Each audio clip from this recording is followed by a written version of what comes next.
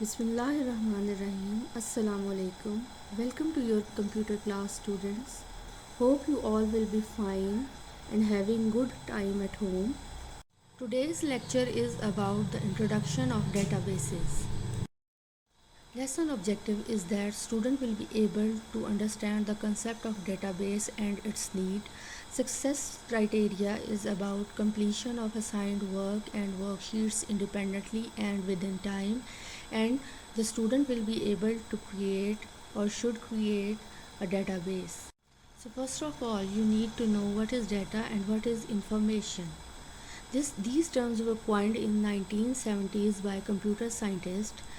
Data is considered as the raw facts or things and which doesn't make any sense, and they are like jumbled up numbers or text, whereas information is the data with exact meaning and it comes after the processing. Data is the input and information is the output, or you can say it is the result, and you can see it in the diagram as well. A database is a collection of organized data usually stored on a computer in a tabular form.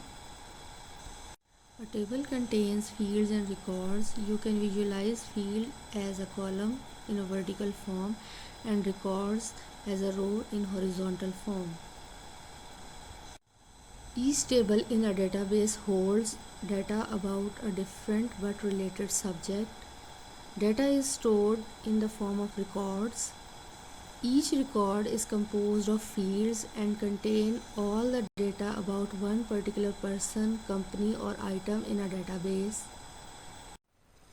Real-life examples of database are clear bag to keep your worksheets, inventory list of shop, record of employees in an organization, record of students in a school, record of patients in a hospital.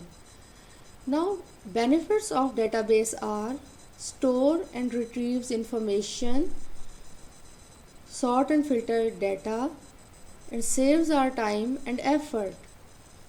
Now look at the figure carefully. You will be able to identify table, record, and field.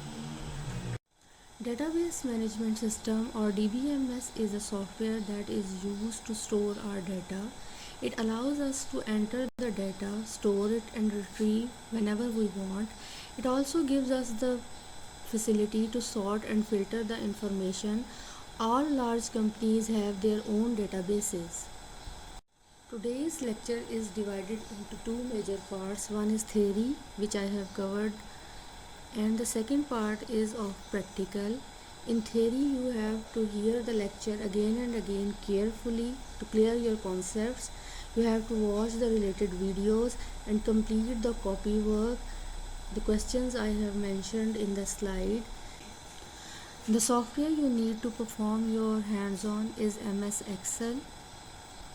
Keeping in mind the length of the video, I have mentioned the related videos which you can watch carefully and learn a lot.